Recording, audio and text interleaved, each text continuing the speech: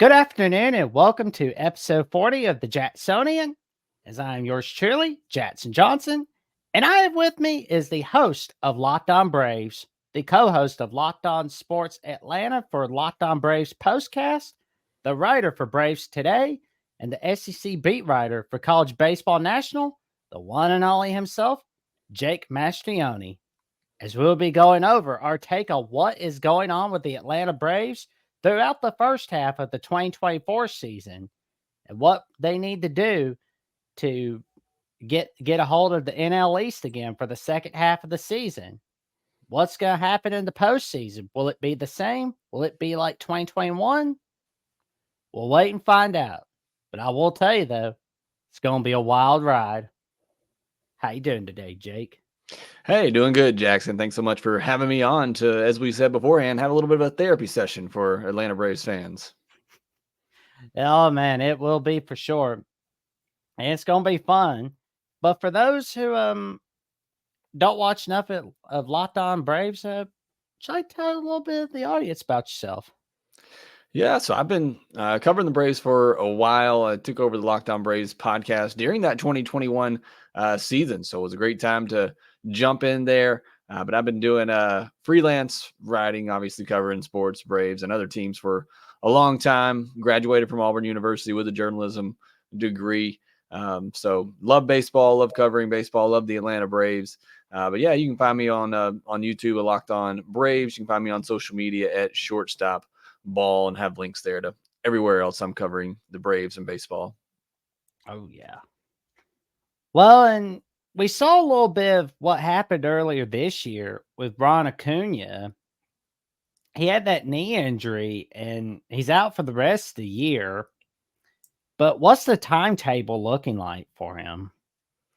So if you follow him on Instagram, which I don't have an Instagram account, but I see everybody posting pictures from there. It looks like he's already kind of back to working out. Now he's not going to be back this season. Anybody getting those thoughts in their heads, but it does give them a good chance that maybe he could be back at the beginning of next year, and that is certainly the hope, I think, for Ronald Acuna Jr. to get back at the beginning of next year. It may be a similar situation to 2022 where maybe you don't quite push him back from the start. Maybe you hold him back a little bit to allow him to play in some more games in a more stress-free environment. But I think the hope is that he's back very soon in 2025 towards the beginning of the season. Now, the big question is, can he play in the outfield, or not necessarily can he play in the outfield? Should he play in the outfield? And, obviously you got the DH spot. Imagine the Braves are going to pick up Marcell Ozuna's contract, as he's been their best hitter all year.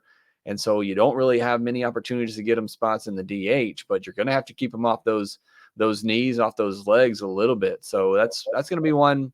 It's going to be an issue for another day. Certainly we got more to get to before that. But, as far as Ronald, he's certainly hoping to be back sometime soon at the beginning of 2025.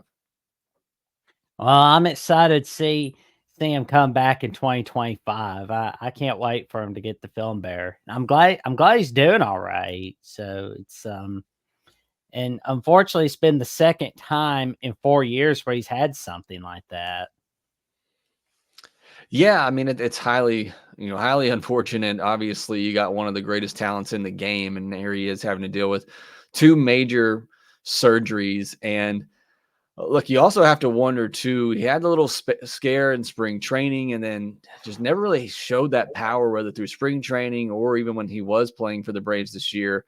So you kind of have to speculate and wonder if he was fully confident on that knee after that scare in spring training, and maybe if he was kind of battling through it a little bit before he eventually did tear that other ACL. Now it was on the different knee, so he's now had it in both knees.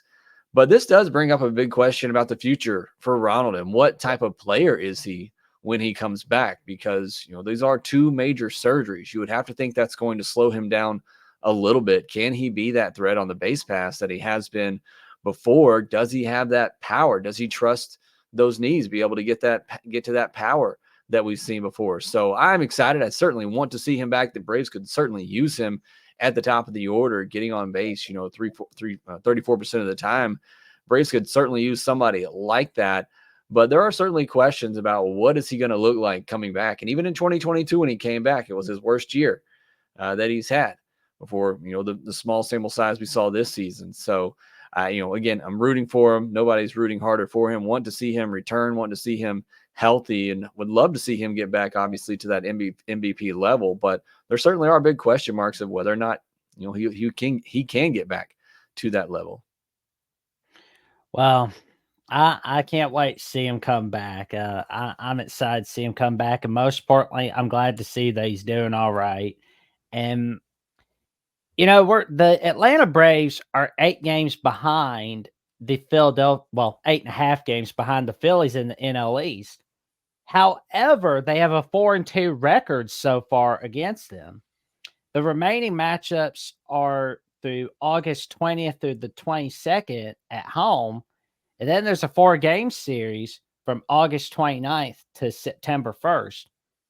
Can we see the Braves keep up that winning record against Philly? I mean, you could, and it might not matter because they've dug themselves that much of a hole. But they have played well against the Phillies this year. They played well against good teams. I think they're a little bit above 500 against teams with winning records this year. We've seen them go up against really good pitchers, whether it be Tarek Skubal, who's the AL Cy Young favorite. We've seen them go against Aaron Nola and Ranger Suarez, and in that last Phillies series, and able to get to them. So the Braves have stepped up against better competition. It's the teams they should be beating that they've really struggled with a lot this season and kind of fallen asleep against, which is problematic. But they certainly could beat the Phillies, but they've dug themselves such a huge hole that I don't know if they can climb out of it. Like, I'm not giving up on it. It's also at the point now, after the last 2 years, I don't know how much I care to see them, have to go all out to try to track down the Phillies, especially if they can hold on to that top wild card spot where they've been pretty much all year.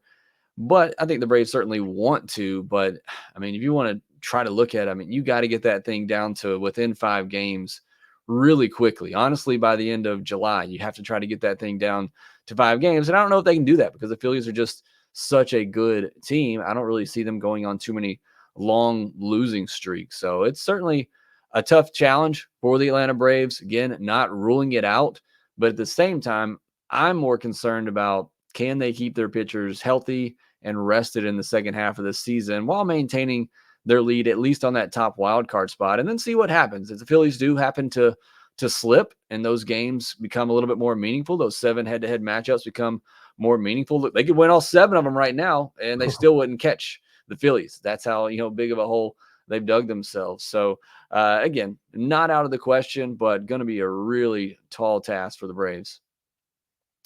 Well, and I'm looking at that first half of this season where we were just like falling off the wagon in the month of June. We were not doing so hot. It's not been very good. So our total record from June is 14-13. The month of May has been 13-14. This month so far, going into the All-Star break, we're 7-6. But in April, we were 19-9. And I've looked at the stats. The Atlanta Braves are 20th in RBIs. That's not good. No, and it's been a 500 baseball team since, mid to late April. That's just what they've played like. And I don't want to make excuses for them. They're not going to make excuses for themselves, but you lose Spencer Strider, within the first 2 weeks of the season. You lose Sean Murphy on opening day. You lose Ron Acuna Jr. You've had time without Austin Riley. You've had time without Ozzie Albies. You right now are in the middle of a long break without Michael Harris. This team just hasn't been able to get on a run, on a roll. And it's been a 500 ball club. It's been up and down. And the pitching is the only reason that they are still maintaining the record that they do have, that record that they accumulated in the beginning of April. But since then, there's no question this has not been one of the best teams in baseball. It's been one of the worst offenses in baseball, but it's been carried by one of the best pitching staffs in baseball. So it is certainly something that they have to improve on going into the second half. You're looking for a positive. The offense scored at least 5 runs in 8 of their last 10 games before the All-Star break. So hopefully those are signs that this offense is going to pick things up. If this offense was just average in the first half of the season, the Braves would be right there with the Phillies. But, getting shut out like they did against the Diamondbacks this past Thursday, getting shut out in that game, that makeup game in Chicago, when, both those games, they only give up 1 run. and you can't find ways to win those games, those really come back to hurt you. That's bad. I hope the second half gets better. So what I'll pull up is the second half schedule, and we're going to be back in style against the St. Louis Cardinals this weekend. So we got some Friday night fireworks, and then we got the Reds coming to town. But we got to go to the Mets next Thursday. And the funny thing is, we've been 3-3 against the New York Mets. Didn't it? We lost the series 2-1 from April 8th to April 10th. And we won the series 2-1 from May 10th to May 12th. But our remaining series is the next 4 games next week. And we got the 3 games coming home for September 24th through 26th. And I see that the Brewers, we have to go to the Brewers as well. We got to win that one. So what is the rest of July looking like for us? So it's a tough schedule coming out of the break because you got the Cardinals who are competing for that top wild card spot right now. They've been playing really good ball lately.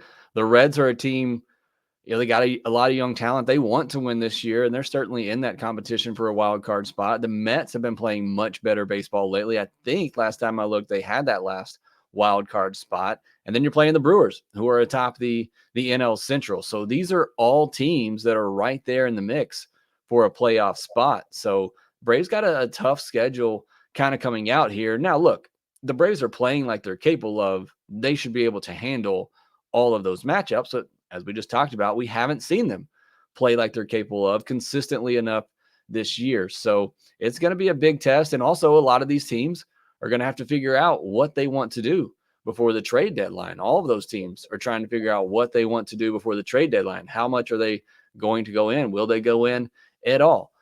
So it's going to be a very interesting last couple of weeks of July once games pick back up. Well, and things ease up a little bit as we got the Marlins coming to town and the Brewers are coming to Atlanta. So I would love to see a good win on that. The Rockies, they're the Rockies. And then we got the Giants, the Angels. They never do well. They need some Angels for sure. Nationals, well, I mean they're rebuilding, but the Twins, they always come up short in the big games. So maybe that can work out in the Atlanta Braves' favor. Well, what do you think, Jake? Yeah, it's a little bit better schedule to begin August there. Obviously, you get 4 against the Marlins, who are probably going to sell off some pieces at the deadline. You do have to play the Brewers, but you get them at home. And then you got a tough West Coast trip, which Braves did just have a 4-3 West Coast trip. Their one before that didn't go so well. They only won 1 game last time before this when they went out there to play the Mariners and the Dodgers. But you do get the Rockies. You do get the Giants, who just beat the Braves at home. But I'm interested to see what the Giants do. They could certainly be sellers at the deadline, so they might look a little different. And then you get the Angels, who are just a really bad team, but they're probably going to have Mike Trout back at that point, who was hoping to come back at the end of July. So again, it's not easy because you are getting some easier teams, but you're getting them on the road on the West Coast. So that does make things a little bit more challenging. And then you got those games against the Phillies and the Twins, who are a good team, even if they do kind of choke at times in the postseason. So it's kind of an up and down schedule. There's not really a long stretch of easy games. You could say those games against the Rockies, Giants, and Angels, but again, that comes on the road on the West Coast, which isn't always easy. No. But then again, nothing worth having is easy. That's the way I look at it. But September looks a little bit easier, but there's one problem. The Dodgers are coming to town. That is a huge problem. That's like our kryptonite. Yeah, the Dodgers certainly, but Braves play them a little bit better at home.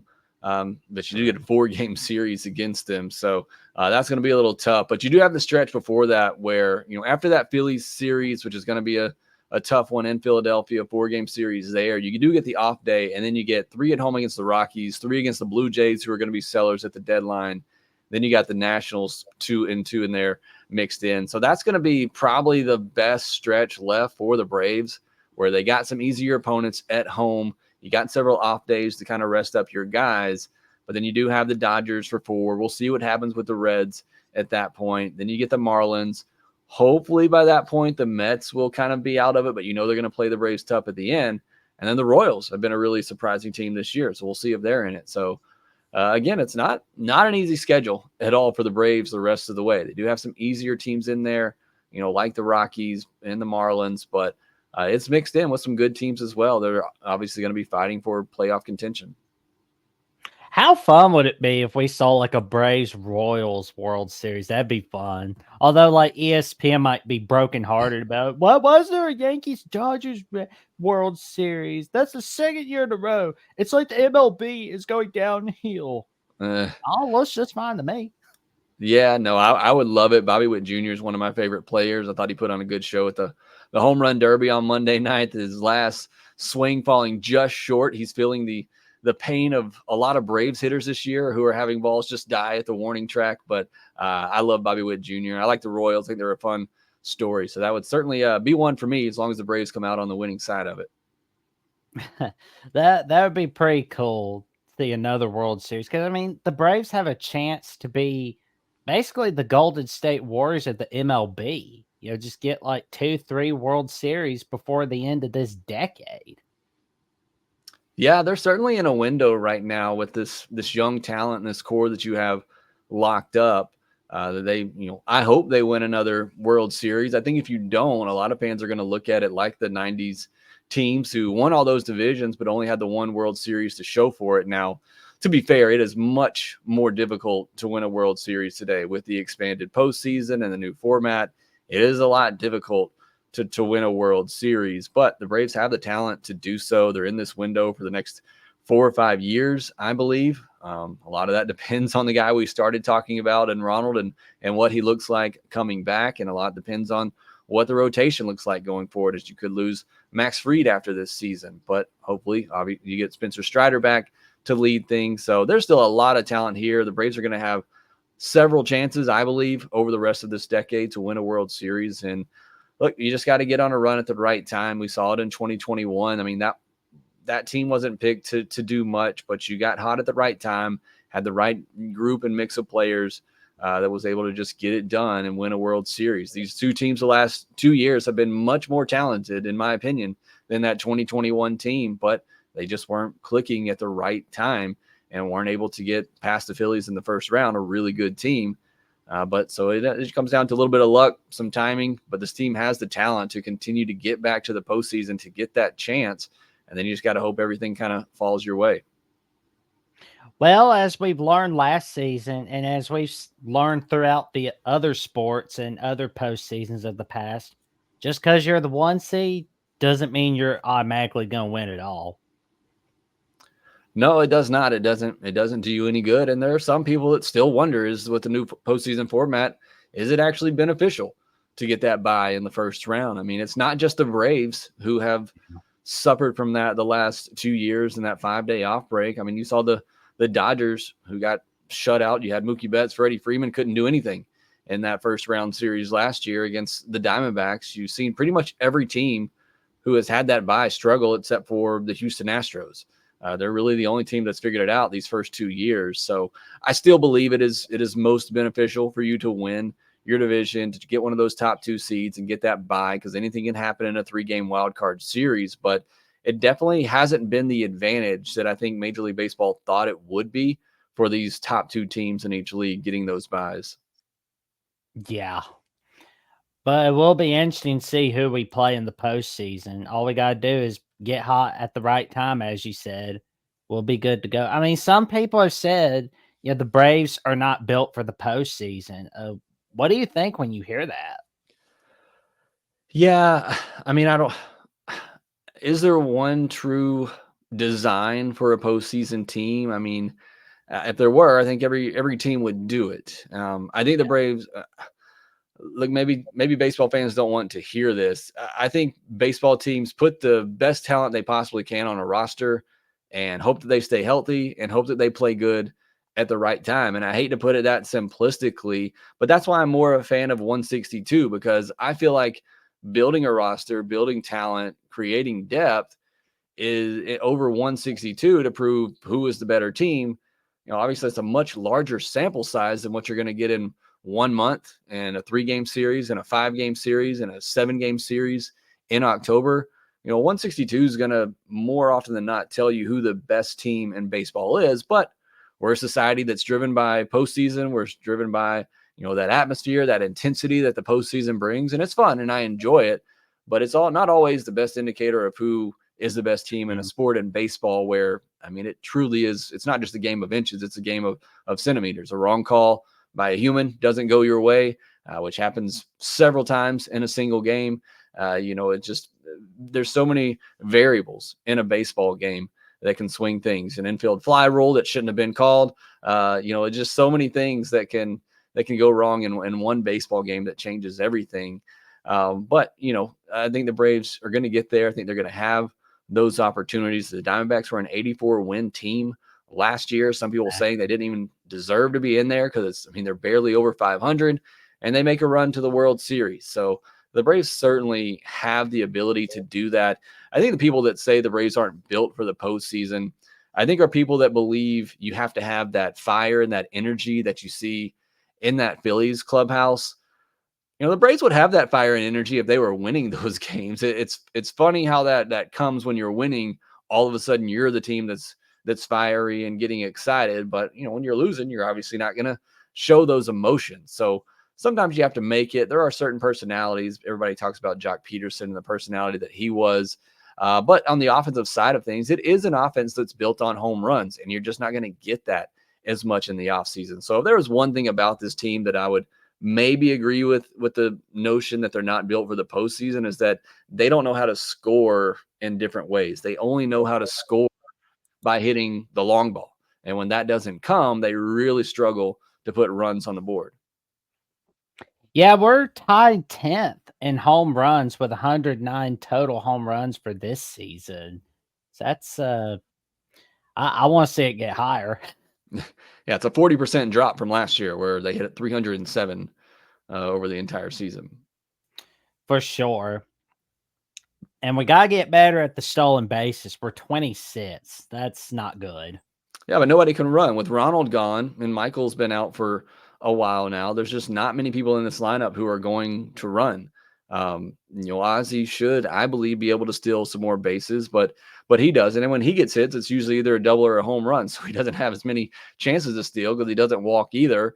Olson's not stealing bases. Ozuna, Riley, Duvall, Arcia, these guys aren't stealing bases. So it's just not a lineup that's built to do that up and down. There's a few key guys that can. Jared Kelenic obviously can a little bit. But when you're missing Ronald, you're obviously out without Michael Harris. That takes away, what little of the aspect of that run game that you had is now non-existent. Yeah. Well, I will say, on a better note, we had the 2024 MLB draft. You're pretty happy with the first pick. And what's your reaction to the rest of the MLB draft for the Atlanta Braves? Yeah, so Cam Caminiti, the guy they took in the first round, he was the top-rated high school arm in the draft coming in, and most people thought he was going to go in the mid-teens. So I was happy at the fact that he fell to the Braves because they're getting a top 15 talent at 24th overall. So that was obviously very exciting, but it is a prep arm, and there's certainly a lot of variables with that. Anytime you're drafting a high school player in the first round, but it is a promising, exciting arm that kind of fell to them. So that's what makes the pick a little bit exciting, but it'll be years before he develops and we see what he can become. But certainly the upside is very, very intriguing. But because of that, they're probably going to have to spend a good bit of money on him. So they've had to take some safer signings or drafts, especially on day 2, taking some senior guys who usually will go under slot as they don't have a lot of leverage. But they still took a couple of more high school players on that day too that have some upside. They took a couple of college arms. I know Carter Holton, the guy out of Vanderbilt, this guy that had a K per 9 over 12 this year, pitching in the SEC. Took a guy out of Miami as well that had a K per 9 over 12. So the Braves just do a great job. And I know 9 of their first 10 picks were all pitchers.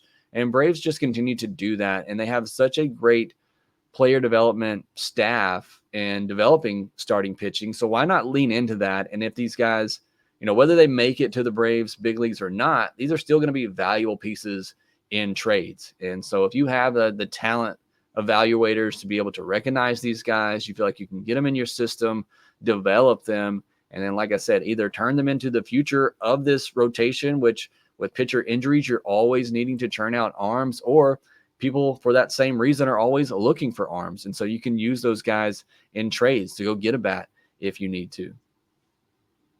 Well, and you mentioned that you covered the SEC. What's been your take on the SEC throughout college baseball for 2024?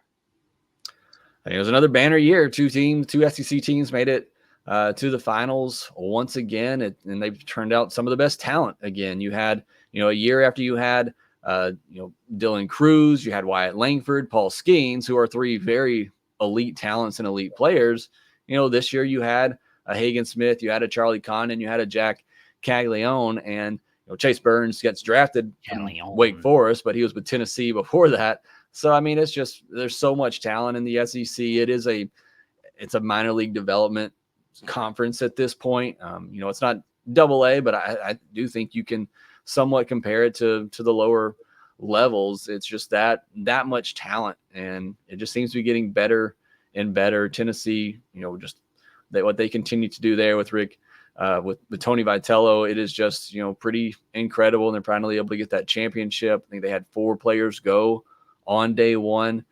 So it's just so much talent in the SEC. It's why I love covering it, because you're basically seeing, cliche as it is, you're seeing the stars of tomorrow in the SEC, and you get to kind of see them on a, more personal, up close basis when you're watching them at the college level. And the college game in particular has just it's grown so much. You're seeing, record attendance at a lot of these stadiums and viewership as well.